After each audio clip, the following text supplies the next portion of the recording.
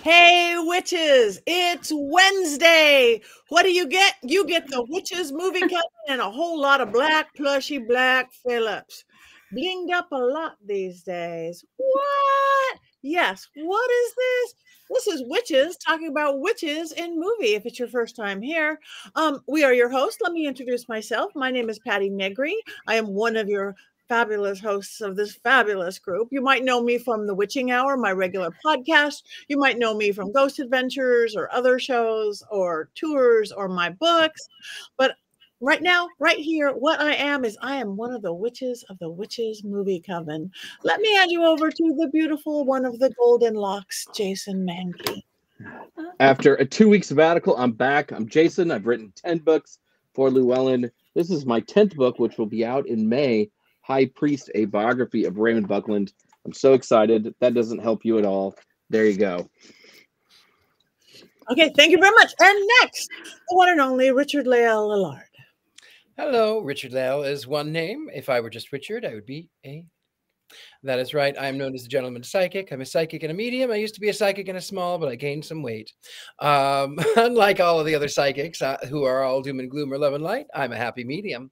With that, I am sometimes seen on Ghost Adventures. I am also at University Magicus. I am here in New Orleans, where I read tarot and do seances in my home.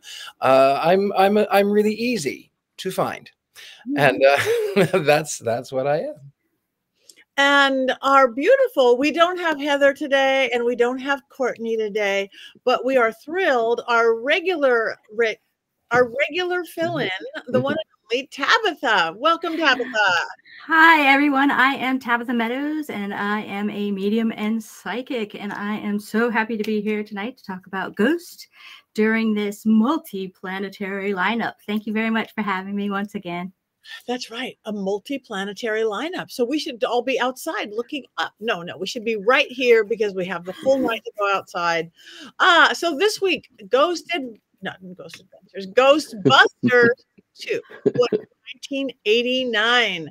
89, that's like 30 something years ago, which is Let's not talk about that. Here, my fingers going, well, no wonder they look so young. But anyway, Ghost Adventure.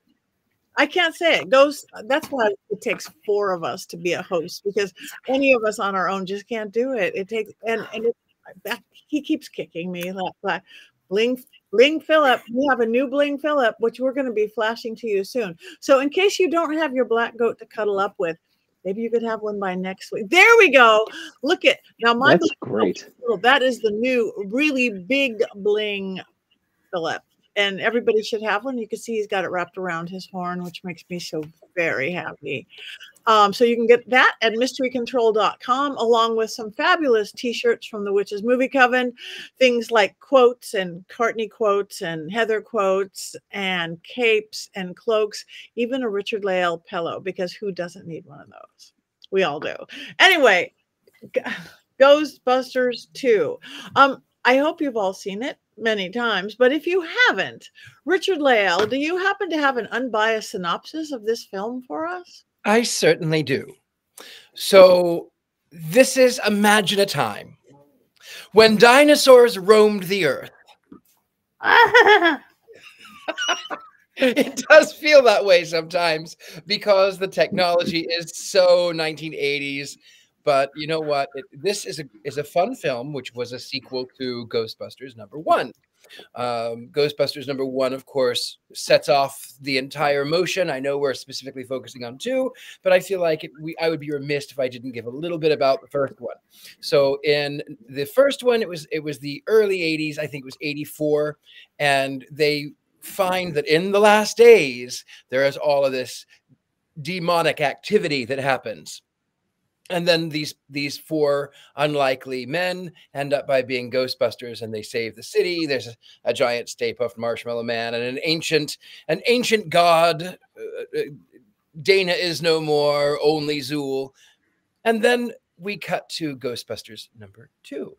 Ghostbusters #2 takes place 5 years after the fact, and the original 4 do come back, but unfortunately, they were so good at eliminating all of the ghosts that they were out of jobs and they were working in a bookstore or working in, kids' parties or,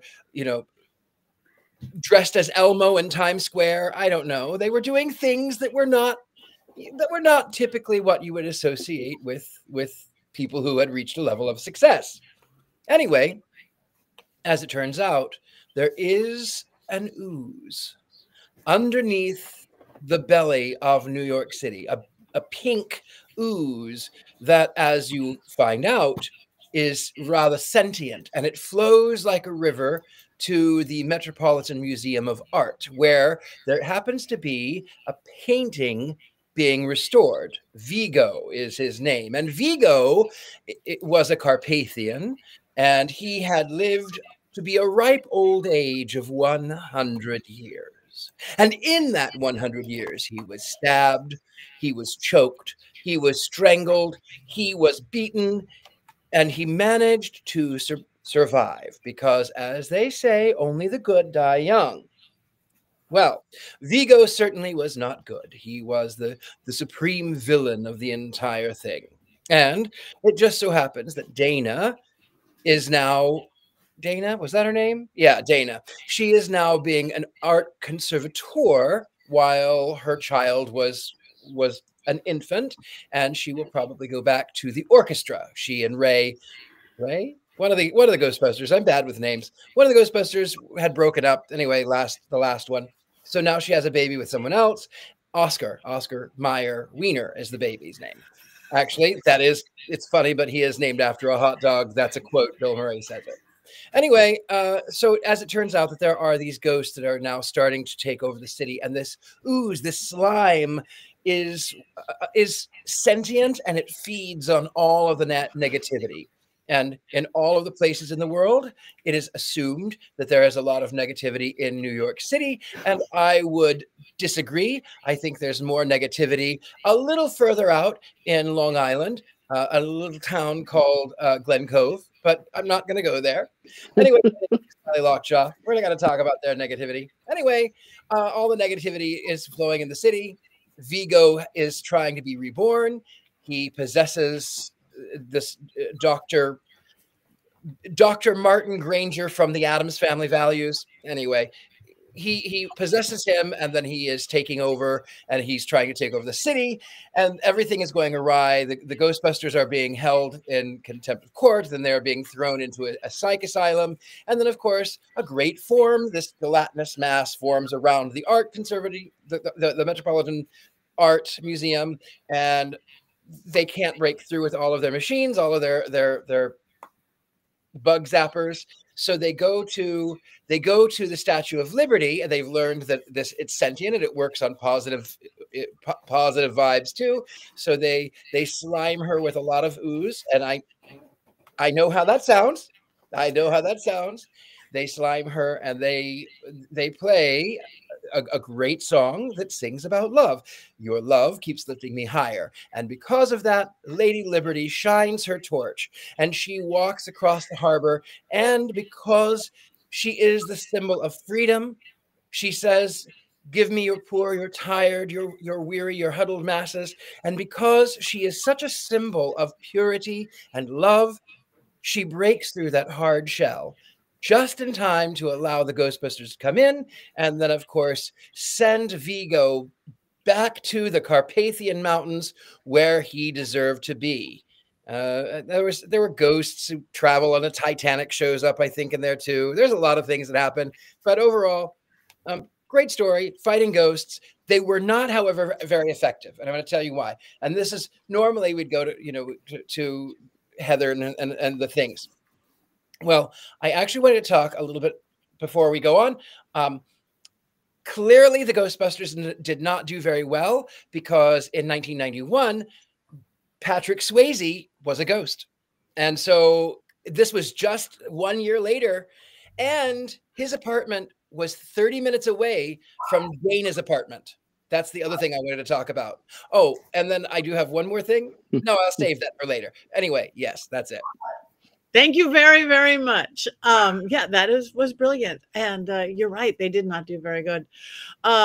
Okay. Now, Jason, I think you said that you have some things to talk about. You're going to be Heather. Put on the scarf. My name is Heather Green. I'm the author of the book about witches in movies, Lights, Camera, Witchcraft. However, this movie is not in my book because there's not a witch in it. So here you go. 5 things that you should know about Ghostbusters 2. I know that we've already talked about this one before, but actor and writer Dan Aykroyd, who co-wrote the script with Harold Ramis, believes in ghosts. And he grew up believing in ghosts, and he grew up with parents who conducted seances in his living room. In one interview, he said, "I am a spiritualist, a proud wearer of the spiritualist badge. Mediums and psychic research have gone on for many, many years. Loads of people have seen spirits, heard a voice, or felt the cold temperature." So the Ghostbusters movies have always been a labor of love for Dan Aykroyd because he's a true believer. He's also a believer in aliens and lots of other things. 15 years ago, he made a weird movie that was on Netflix where he chain smokes cigarettes and talks about UFOs. If you can ever find it, you should totally find it and watch it and be both horrified and amused. So, number 2, this movie did not do very well at the box office. Kind of. It made $215 million worldwide with a budget of $40 million, which is really good, but the reviews were generally negative. And the first movie had made $370 million worldwide. This created a narrative that Ghostbusters 2 killed the Ghostbusters franchise, which is why we did not see another Ghostbusters movie until 2016. Point 3, why did this movie do less well than its predecessor? Well, one thing is the reviews didn't help, but a lot of it had to do with just how stacked the summer of 1989 was. And Ghostbusters 2 came out the week before Batman, which made twice as much as Ghostbusters 2 and was the most anticipated movie of the year. And Batman, as much as people liked it and as much money it made, wasn't even the biggest movie of the year. That was Indiana Jones and the Last Crusade. And when I say that that summer was stacked, the whole year was stacked with movies. There was Batman, Indiana Jones, Lethal Weapon 2, Look Who's Talking, Honey, I Shrunk the Kids, Back to the Future Part 2, Driving Miss Daisy, Dead Poet Society, Parenthood, The Little Mermaid. The list is really, really long. 1989 was a huge year for movies. Number 4, things you should know. One of the things that happened to the Ghostbusters in the 5 years between Ghostbusters 1 and 2 was the kidification of the Ghostbusters. Part of that stemmed from a cartoon that was a sort of sequel to the original movie. The last 3 years that the cartoon was on the air, it was called Slimer and the Real Ghostbusters, meaning the Ghostbusters, the adults, were second to that stupid ghost with the big mouth. Also, during this period of time, there was an ecto cooler released by High C. That the ecto cooler, of course, is the greatest fruit drink ever made under the High C banner. So what this made everybody think was that Ghostbusters were for kids. And the second movie is a lot more cuddly than its original. And I think adults were kind of turned off by this because it felt like Ghostbusters were for 8-year-olds. Number 5, there was a sequel ready to go at various points. Dan Aykroyd definitely wanted to make a sequel. And by 1999, he had written an entire script for a Ghostbusters 3. But Bill Murray did not want to participate. So the project never got off the ground. You have to have Bill Murray if you're going to make a Ghostbusters movie with the original Ghostbusters. There was a video game featuring the original Ghostbusters, the real actors, that was released in 2009, and according to Dan Aykroyd, functions as a sequel to the second movie. That is 5 things to know about Ghostbusters 2. I have been Heather Green, and now I am once again Jason Mankey. Thank you for listening.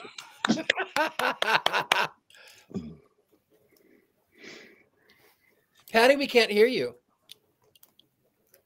Oh, I'm sorry. I'm muted because Willow was barking. Somebody mentioned, who mentioned Willow, and she heard that. So she did join in. So I had to mute her. I'm sorry. She's so opinionated. So, yeah. So that thank you for those beautiful explanations of the movie. I don't know who wants to start with this. I will start. I loved it.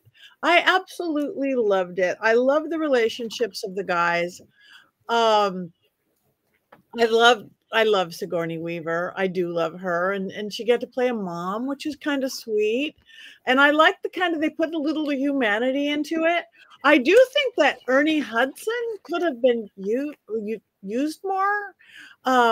He's just like the side character so much, and I don't know why. He's good.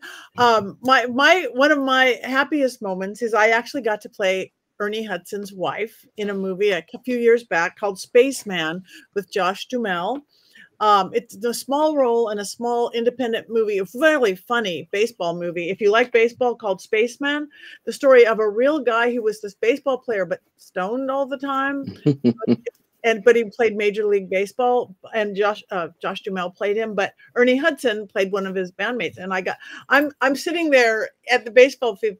I'm going, you're a real Ghostbuster. I'm a Ghostbuster. Well, I'm a paranormal investigator, but you're a Ghostbuster. And I just for my little role as his little wife in the baseball field, it was really great.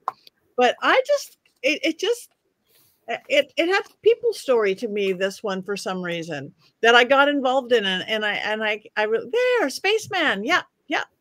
If you like baseball and kind of biopics about people, it's really good. I don't think it ever, I don't know if it got released. It was a small little independent film that Josh did, Labor of Love.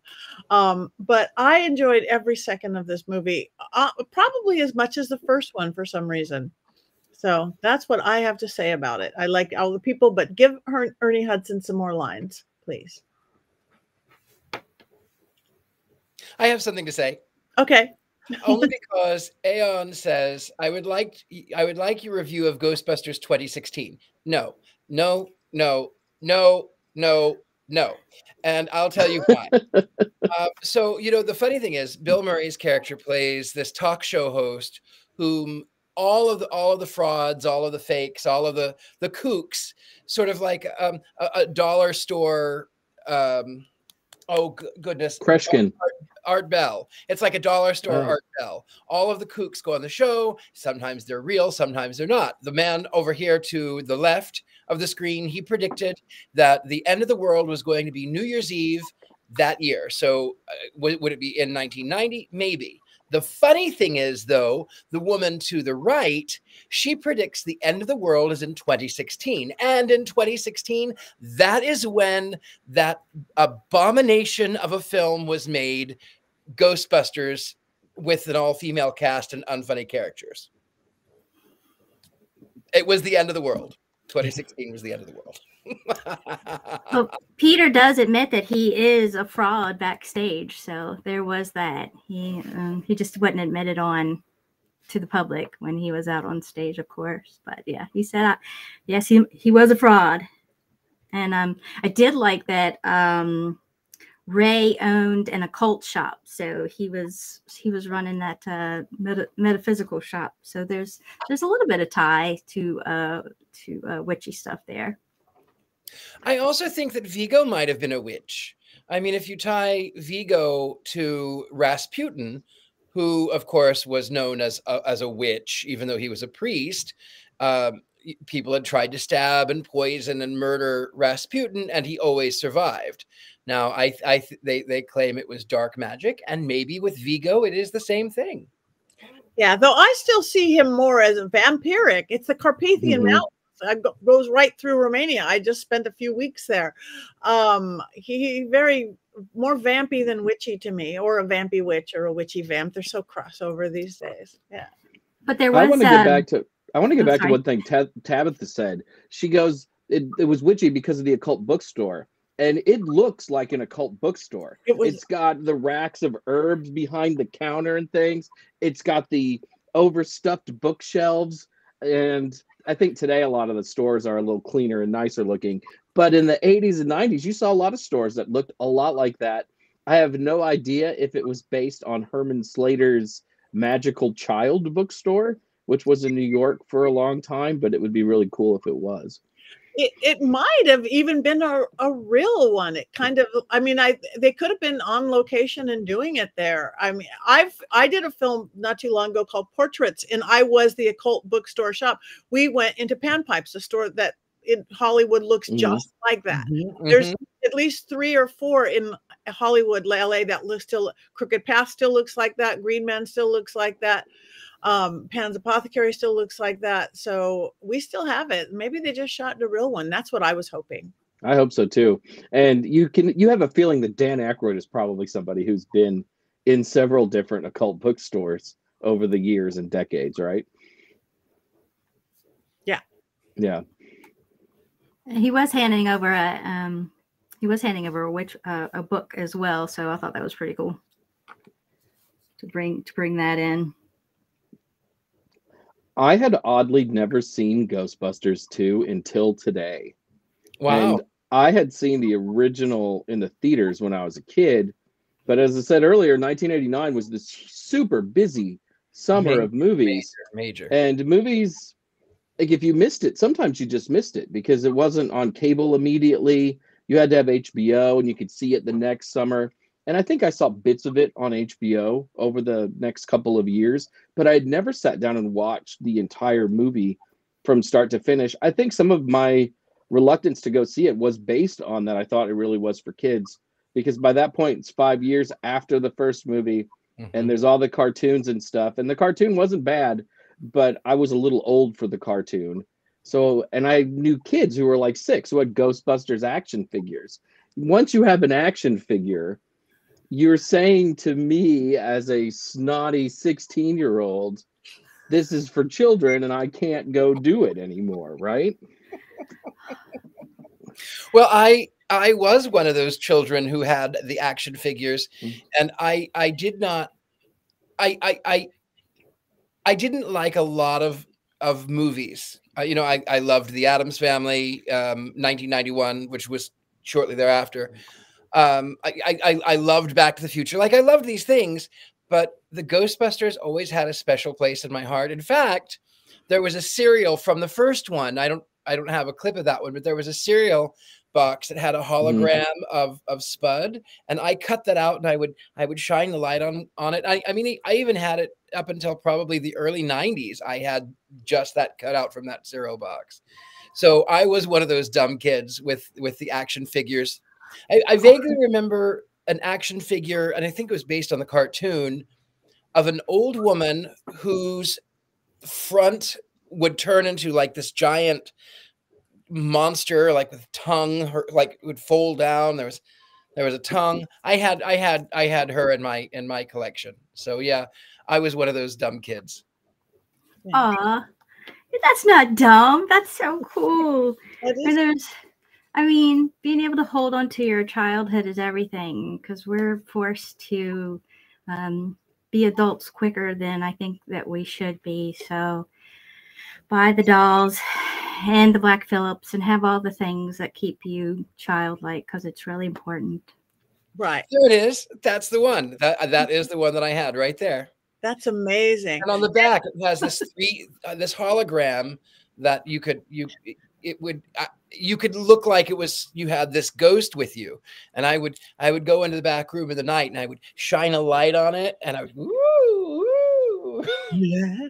Ghosts. That is, I must say how much this movie actually kind of shaped our paranormal. For those of us, Richard-Lael, Tabitha, we work in the paranormal world.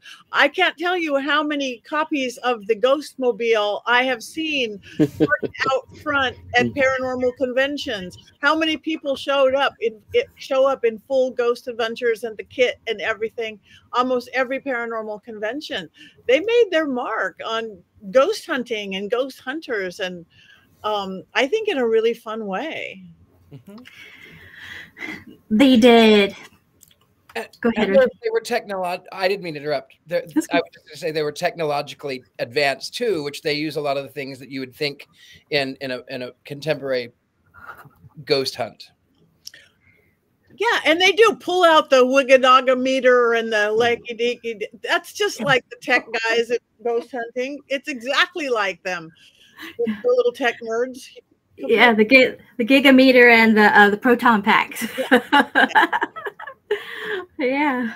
Kathy, you could like 2016. I liked that it was girls. It just wasn't. I love 2016. I unapologetically love 2016.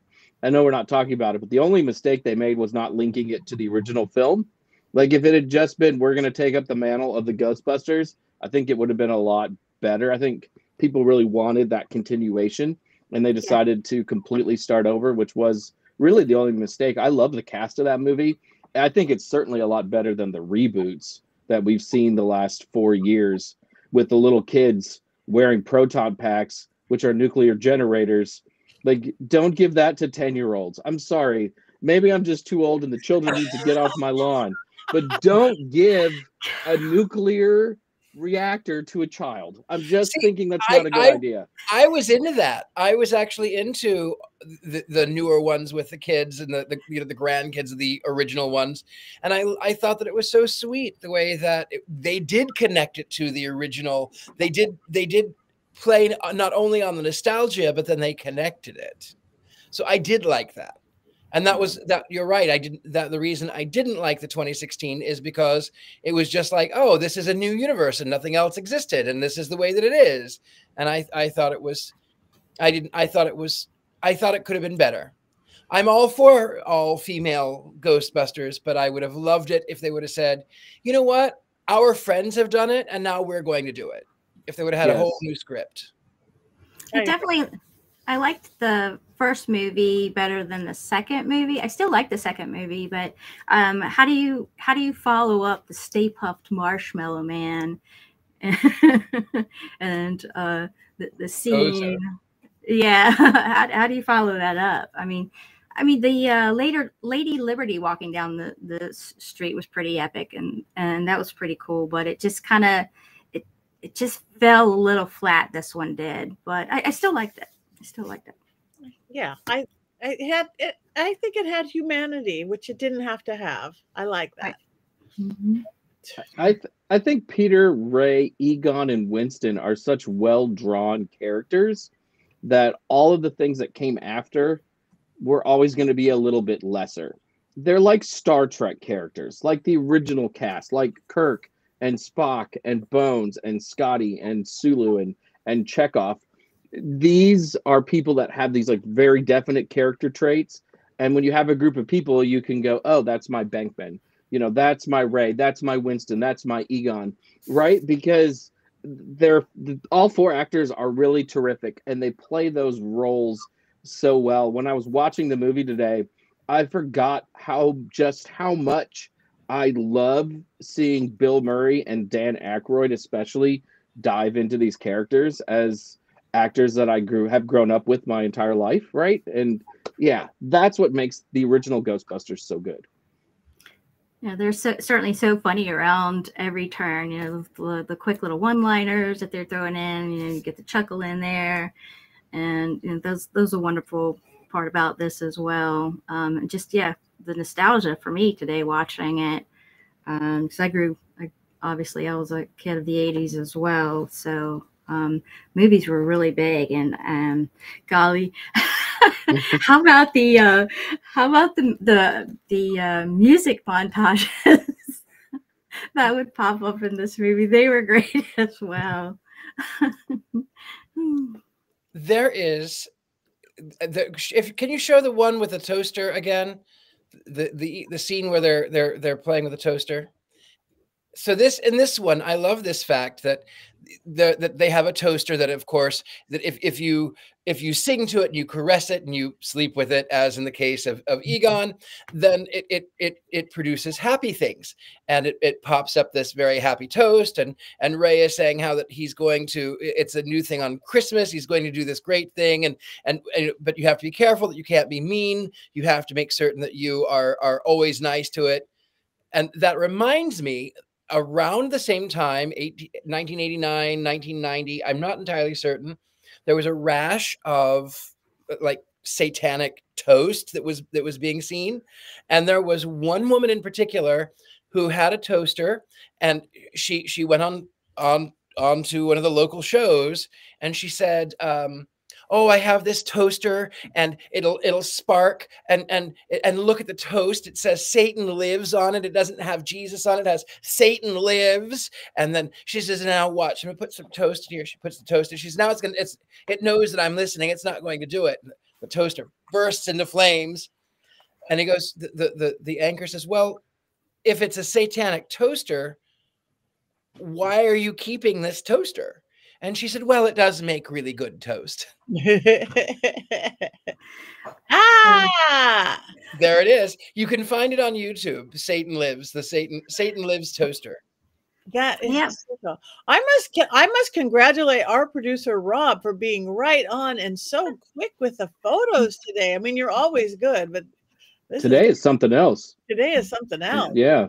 Let's just do things for him to come up with. I have a little bit to add about the toaster scene, and then a little later on with the when they were playing with the slime in the buckets, because the water under the city turned to the slime when Vigio was trying to come out of the painting.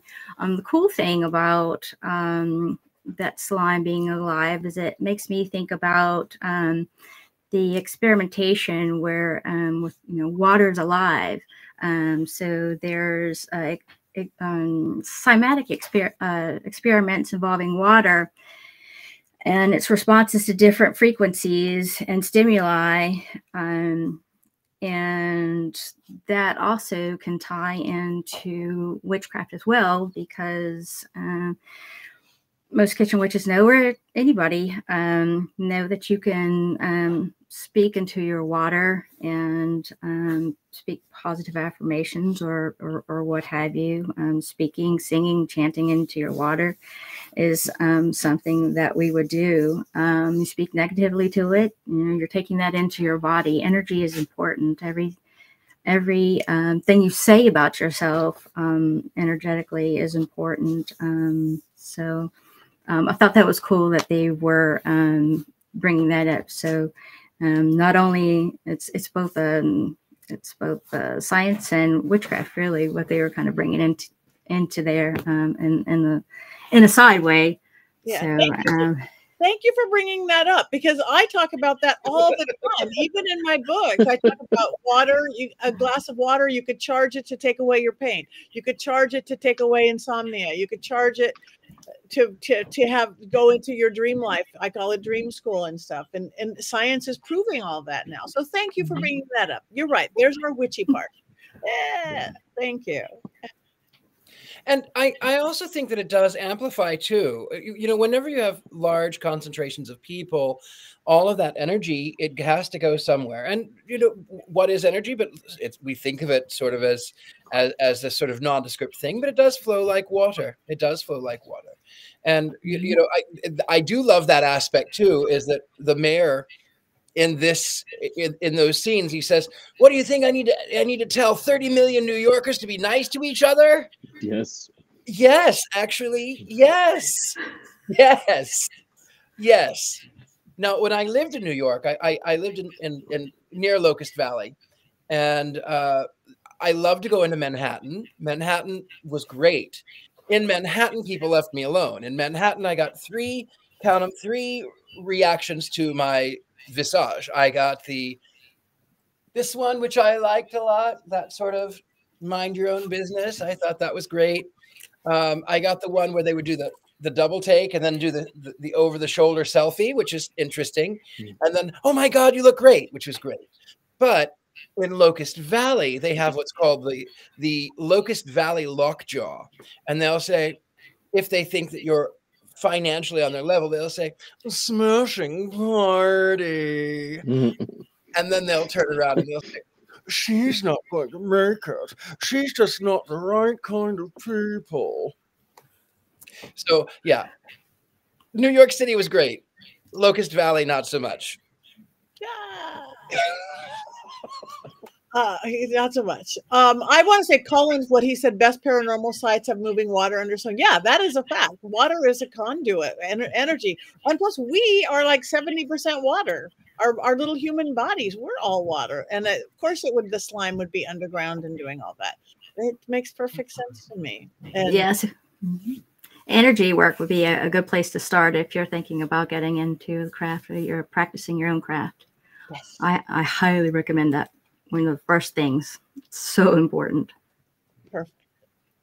I was watching the movie today, and I will admit I've been a little depressed the last couple of months, maybe the last 2 months. And the idea, though, that we're putting this energy out and it is tangible, right? And that we do find ourselves in doom spirals and doom loops. And maybe there's not just a giant sea of it under the cities that we're living in, but it's certainly there and it's moving around. And we have the power to make it a more positive thing if we choose to do so. And it's easy to forget that. I mean, as we said before, Dan Aykroyd is somebody who is very much interested in the occult, probably knows about energy. I think that this was written in such a way in order to encourage us to be more positive, because our negative energy does have consequences. Right. And especially now when things are dark and scary all around us, and a lot of us aren't real happy with the things that are going on. We can't just fall into that, because it's so easy to just be that much more depressed and that much more frightened. And we are, but we have to step above it, or else we'd totally fall down that rabbit hole. So this is a perfect movie for that, to remind us we have that power. And again, it uses the symbol of the Statue of Liberty. And what I find to be so incredibly powerful is that, yes, it was a gift from France to commemorate our bicentennial. Was it bicentennial? Anyway, it was 1876, I think. Centennial. Centennial, not bicentennial. That would have been, anyway, our centennial. So 1876 is when this was commissioned from France. And what people don't realize is that under her, at her feet are broken chains. It's supposed to symbolize breaking away from slavery, breaking away from being held captive. And she has in her, on her book, "Give me your tired, give me your poor, give me your huddled masses." She is a symbol of hope. She has been for now over 150 years. She is a symbol of hope. And she also represents a bringing of the light, bringing of that newness. Mm-hmm. What can we fight the darkness with? The torch of illumination, that light. She's radiant from the top. It radiates from here. And we think sometimes, oh, you know, we get down into our bases, we get down in here into our lower levels. But when we realize that it's that crown chakra that we can open up and we can bring in that illumination, it does affect other people. It 100% affects other people. Hear, hear. Can we also talk about how great Annie Potts and Rick Moranis are? I have always loved Annie Potts. I loved her in Designing Women. I had a huge crush on her growing up. I have a bigger crush on her in Ghostbusters because I love those women with glasses with that heavy New York accent. That's a weakness of mine. I mean, I have lots of weaknesses, but that's another weakness of mine. But I love that they were invited back to the movie, had things to do, had a character arc and develop. And that's one of the things about these two Ghostbusters movies is how good the supporting cast are. It's not just the four Ghostbusters. Amazing. It's everybody else around them, right? Yeah. Yeah. Beautiful. Beautiful. I have to say that I liked Annie Potts in Ghostbusters, but I personally had a crush on her in Designing Women. Yeah, absolutely. Me too. I mean, I to be fair, I had a crush on all of those women in Designing Women. Yes. I still go down that rabbit hole and watch whenever it's one of my feel-good go-to shows. And I just love how they stand up for what's right. And it's beautiful. I still have a crush on all of those women. Like talking about Designing Women, we really need Heather here. And I can't just put on the scarf and magically turn into Heather at any moment because she's in Atlanta, like the Designing Women were in Atlanta, right? So she's got that super connection. She's good. Excepting the house is in Arkansas. It takes place in Atlanta, but the house is in Arkansas. When you want to talk about real magic, the house on the exterior, which is in Arkansas, Little Rock, has 2 doors. And then when they come inside, there's only one. Talk about magic. Wow. I didn't know that. Didn't know that. That's the one thing that irritates me. Well, there's a couple of things that irritate me about the set design, because it's this beautiful 1860s house, even though she said, oh, it was 1830s. Second Empire was really 1870s. Anyway, this lovely 1870s house, and you go in and it's this big open room, which is it's such a product of the 80s, but it's so good. It really is so good. Here is the exterior of the house, and then when they go inside, that door right there, it's 2 doors. Rob is just killing it tonight. Like that designing women house, just like that. And it's in Arkansas. It was up for sale not that long ago, and it was I think it was like $2 million or something, which in Arkansas is a lot. A lot. In LA, it's a little shack. Exactly. In LA, it's an $8 million little shack. This is the set for, and if you look, there's one door. The door does not match. None of this matches the layout of that house. I would never have noticed that. That's their design skills, though. They're so powerful that they can just change an entire house like that. That's why they were the designing women, those 4 originals, and of course Jan Hooks, who came in after Delta Burke left. Love Jan Hooks. Sorry, we have really gone on a tangent tonight. And that was the night the lights went out in Georgia. Oh my! Oh, and the great Meshach Taylor also in designing women that I don't want to forget. Right? Yeah, that's true. Jan Hooks was one of my friends way back when, before she had the show. And rest in peace, Jan Hooks. She was a great girl. Oh, one of the greatest of SNL ever. Absolutely ever. Oh, so talented. I miss Jan Hooks every day. Oh. She should have been in Ghostbusters too. I think should have found something for her to do. Well, maybe she can be in Ghostbusters 7 or something. Yes, I think they should make another one. Will they? Do we know? Anyway, do we have any quotes for this fine film? Richard-Lael, do you want to go first? Well, my quote was that 2016 one, and then that was, I already said that. Yeah. Somebody asked about it. I wrote that one down because it's so good, right? It is a great quote. I did make some to fill in for Courtney, just because I thought if I didn't, I might get hexed.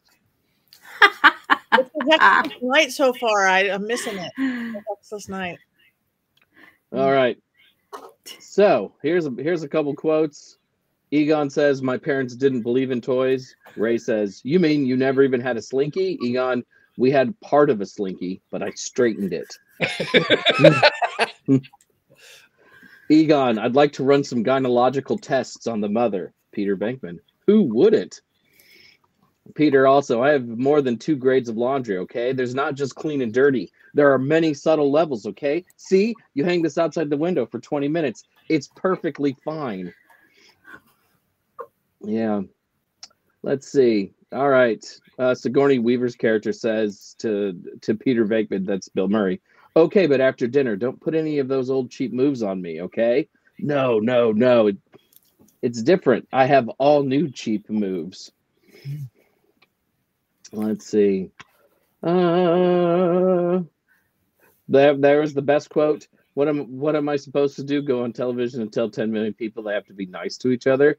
Being miserable and treating other people like dirt is every New Yorker's God-given right. And also, there are many perks in being the mother of a living God. I'm sure we could get a magnificent apartment, car, free parking. So there you go. Conjure up a god in your house and give free parking. Beautiful. Thank you. Good quotes. And those were all standout ones for me. Thank you. That's good. All right. Well, I don't know. Oh, do we want to talk about the music in the movie at all? Anybody? A little birdie I heard in my ear saying we should talk about the music. Well, the music is so good. Higher and Higher, Jackie Wilson. If you don't know, you have to, after this show, in like 10 minutes, you have to go Google Higher and Higher, because this one I feel is, I loved the Ghostbusters theme in the original one. You know, I didn't hear so much that in this one, but I love Higher and Higher. It's almost a religious experience. Auld Lang Syne is the thing that brought the energy up at the end too. Oh, yeah. Because they were kind of losing it, and then all of a sudden they started hearing music from the door, and then it starts piping in, and then it pans out, and everybody everybody outside is singing the song. So that's definitely a song that represents new beginnings and friendships and old ones, and more humanity and love your neighbor. Yeah, and I want to go back to the TV talk show when the guy said ending on New Year's Eve. The world could have ended on New Year's Eve. He could, right? The song saved the day. Yeah. So, when I think of music in this movie, though, I think of On Our Own, the Bobby Brown song, which was like the single that they really pushed to radio and stuff, peaked at #2 on the Billboard charts. And one of the interesting things about that song, though, it's definitely an R&B song, but it has a couple of bridges that are pure rap by Bobby Brown. You know, take the proton packs and the backs and they split. I can do some of that rap, but I won't do all of it because it would probably horrify everyone here. But in 1989, that was a pretty big deal to meld those two categories together like that. And today, that's really commonplace. R&B and rap, hip hop certainly cross over all the time. But in 1989, it was a much bigger deal and much more rare. And Bobby Brown does that on the Ghostbusters II soundtrack of all soundtracks. And yeah, I loved that song when I was a kid. I was a heavy metal kid. I wasn't supposed to like anything that wasn't heavy metal, but I would sneak into the living room and watch MTV. And when the Bobby Brown song came on, I would dance around the living room, super happy, but always looking over my shoulder to make sure my brothers did not see me doing any of that. That's hysterical. Little step we take. He had a cameo. He was the doorman. Yeah. He had a cameo in the movie. He was a doorman. Yeah. And he was just 20 years old when that came out because he was in New Edition, which started as kids. And he had My Prerogative the year before. But, you know, he was a baby. He was a baby when he was making those songs. And he did it so well, so well. I think technically they call that style of music New Jack Swing, which he did. But I don't know all the different genres of music. And just R&B works really well for me. Also, the era of Belle Biv DeVoe. Everybody from New Edition did great things after New Edition broke up. That's true. I want to comment. Lisa Parker said, is there a benefit to trap a ghost in a box? Favors, energy. I've never been able to catch a ghost in a box. You can do spirits in a box. There's a lot of different witchcraft things and ceremonial where or you're going to catch spirits into a box, but more like demons, deities, and I've not personally been able to catch a ghost in a box, so I've never got favors from it. I don't know. I could be wrong. Anybody else? Richard-Lael? Yeah. I've never done it either. I don't think I've ever even had the thought. I will say, however, that I've helped spirits find a host, whether it be a doll or, you know, whatever it may be.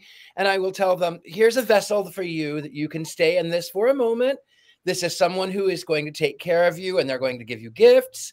They're going to sing to you. They're going to love you. And if any moment you feel like that you are being abused or that you want to move on, you are more than welcome to find the next light and move on. You are not trapped here. You are free, but this is your vessel. I do help people with that. I talk about that in my upcoming book on haunted dolls and puppets. Yes, that they're beautiful vessels for ghosts, but you don't stick them in there. I mean, you don't. And catching one in a box, no. That's unkind. I would never do that either. Yeah. Patti, I have a question for you, and this is also for Tabitha and Richard-Lael too. You talked about how popular Ghostbusters are at paranormal conventions. Is there any bad that comes from it? Like, people think ghost hunting is going to be something like they've seen in a movie, right? Where it's a lot more of a violent conflict and they want to play superhero. I haven't seen anything. I think everybody gets it with the spirit of what it is, that it's fun. And of course, you know, the car pulls up with all the lights going. It's a photo opportunity for all the guests. It's a photo. The guys come out in their outfits. I've never had it been anything but just kind of cute and fun and positive. I haven't had anything as far as the Ghostbusters go to be anything other than cute, fun, and positive. But I obviously, in other things, I have had people who will obsess over films and everything gets blamed on demons. I mean, I whenever I do a seance, I still use my Ouija board, and people who are old enough to remember The Exorcist, it freaks them out. Oh, it's demons! It's demons! So, I mean, and that is the only negative that I can think of. But as far as the Ghostbusters go, no, people get that it's cute. Now, Satan Lives toaster, that's the best. I just love that clip. That is brilliant. You have to find it. Satan Lives toaster. It's so funny. I want a Satan Lives toaster. I want one that says different things every day, though. Anyway, well, I guess it is time. It is time for us to vote on this film, and that is for all of you in our chat room. As Jason Mankey has something. Oh my God, the Mankey Minute. I mean, we did miss it for 2 weeks. It's fine. It's been gone for half a month. What about you forever? Oh my God, Jason. So glad. I'm so glad it's okay. back. I almost forgot about it myself while doing quotes and Heather's 5 things. I apologize. Mm-hmm. The floor is yours. All right. It's a quick one, I promise. 202 million in 2024, 204 million in 2021, 229 million in 2016, and 215 million in 1989. Out of these 4 worldwide box office grosses, guess which movie is considered a flop? If you said 215 million in 1989, you somehow came up with the correct answer. Did you know that $215 million in 1989 is the equivalent to $500 million in today's money? What the? That's right. Ghostbusters 2 was a major box office disappointment. Wonder about the intelligence of movie executives as they scheduled the film's release just 1 week before Michael Keaton's first Batman movie, one of the most anticipated films ever. And that doesn't even take into account Indiana Jones coming out the previous month. Marvel at how studio heads considered the 8th biggest movie of the year a colossal flop. Let's be real. The number 8 movie of the year in a year that not only had the previously mentioned Indiana Jones and Batman, but also Roadhouse, The Little Mermaid, Dead Poets Society, When Harry Met Sally, Major League, Steel Magnolias, Back to the Future 2, Honey, I Shrunk the Kids, Uncle Buck, Kiki's Delivery Service, Christmas Vacation, Bill and Ted's Excellent Adventure, Field of Dreams, Lethal Weapon 2, and of course, movie coven favorite, Teen Witch. I would say that in perhaps the best year for movies ever, number 8 is pretty damn good. But pretty damn good was not good enough for Columbia Pictures, and despite 3 Ghostbusters movies over the last 10 years, the franchise has never gotten back on track. What does this all mean? It means we can't have nice things, and that we all missed out on a 3rd chance to see Bill Murray, Dan Aykroyd, Harold Ramis, Ernie Hudson, Sigourney Weaver, Annie Potts, and Harold Ramis all star together in a movie. Was Ghostbusters 2 an all-time great film? Of course not. Is it an entertaining film? Absolutely. Did it deserve better? Oh, yes. It deserved a December release free and clear of Batman and Indiana Jones, where the only ghost it would have had to face at the box office would have been Miss Daisy. But at least we got that cool Bobby Brown song out of the whole deal. Boom, that's it. Yay, beautiful. Thank you. And look who just popped on screen. Chad the Great and Powerful. Welcome, Chad. I want it known that I didn't have time to change that before they dropped me in, or it would have said Chad Busters. Great, so Powerful goal, and I apologize. Certainly. But how is everybody? Great. Good. Better now. You are certainly worthy of great and powerful. There's no question about that. Yes. Well, thank you, because much like the wizard, I am also a fraud. Do you have any thoughts on Ghostbusters 2 before we vote? I think, so I think that the whole thing at the beginning where they're like, hey, you know, they saved the world and now everyone's conveniently forgotten about it and they're washed up was a terrible direction to start with. But I think the entire sequence with the Statue of Liberty at the end, because I love a musical number, so the whole thing with the Statue of Liberty is wonderful. But those are the only thoughts I can shoehorn in here at the end. But it does show, I'm sorry, I didn't mean to interrupt, but it does show, you're right, about how the amnesia, when the world is saved, how quickly people do forget. I mean, we had COVID. It was 1 million people died. People forget. People just forget. No, it's true. You're good point. Are we changing history? Changing history. People do forget. It's like you're a star one day and you don't count if you. Yeah. All right. On that note, let's vote. Everybody, wands up or wands down. Everybody in the chat room, all of us. We welcome Chad getting here just in time. Your love keeps lifting me higher than I've ever been lifted before. Musical ones up. Look at all of us. Okay, chat room, let us know. I decided to use a broom, a very waxy little broom, because I could bring a little more witchcraft in the movie. Need a little more witchcraft, but definitely wands up.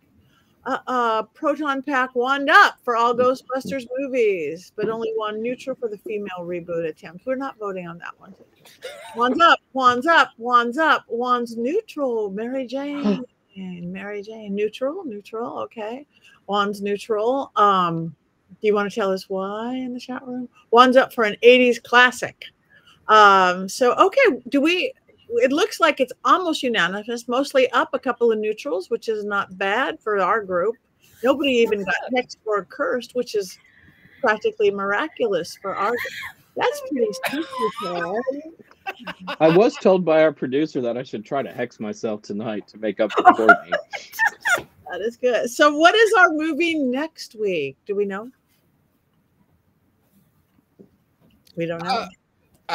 I don't know that we know. I don't know that anybody knows. Without Heather, we're lost. Heather knows. Heather knows, but Heather isn't here. So next week, we will be reviewing the movie Heather Knows, about a psychic who lives in Atlanta, Georgia. And how do we tell people to watch it? Well, you guys are we're just gonna have to post it somewhere. He knows, but we don't know what our next movie is. Are we doing? The Designing Women know. Designing Women know. Lord of the Rings, or what? It's gonna be Nach Einenstuhl, which is a German impressionist film. It is about the 4 generations of a family told from the perspective of a fireside armchair. And you can get it on Amazon Prime for $3.99. Do I see I think I see a "Let's Do Heathers" in the chat there. Yeah. Heathers. See, our producer says we think it's the Lord of the Rings. Oh, yeah. Oh God, I'm not looking forward to it. We did postpone that while I was gone because I'm a big Lord of the Rings nerd. So I'm Huckleberry, Jason. I think, Richard-Lael, that you're missing the grander scheme of things, which is being able to judge the interiors of all of the Hobbit homes for how they're decorated. That is true. That is definitely true. But I will tell you that I used to work for the San Francisco Opera, and we did the Ring Cycle by Wagner, and the thing about, they're somehow connected, the Lord of the Rings and the Ring Cycle. They're connected. And from what I know about the Wagner is that it builds and builds and builds and builds and builds and builds and builds and builds and builds, and it does not go anywhere. So I don't know how I feel about the Lord of the Rings. Well, the Lord of the Rings definitely goes somewhere. However, the weird thing about the way that the movies are made is there is a moment about 2/3 of the way through each of the films where it feels like the movie is over, and then it's suddenly not. So wait a minute, how many Lord of the Rings are there? Well, there's 3 of the original trilogy, and then there's the extended editions, and then there's the second trilogy prequel of the Hobbit series. I think I feel a headache coming on. Richard-Lael, you could watch the Richard-Lael, you're cartoon doing it. adaptations. You could watch the cartoon adaptations, of which there are only 2, and save yourself about 6 hours of watching movies, probably. Maybe I can just read the cliff notes, or maybe I can read the wiki page or something. I Are we think just you're doing the one- judging it too harshly. I feel like you would really enjoy it if you gave it a chance. And I'm not even being facetious. I think you honestly will like it. I think the pomposity of the elves is especially going to appeal to you. Are we just doing the first one or the whole shebang? Because we love Richard-Lael, probably only the first one. Okay, But- all right. Just want to clear that up too, so people aren't out there trying. Oh my gosh! Not that I would mind for the 80 millionth time. Okay, Yeah. should we call it and decide that that's what it is, and then tell Heather that's what it is, even if that isn't what it is? That's what it is. Absolutely. That's what it is. Rings number 1. All right.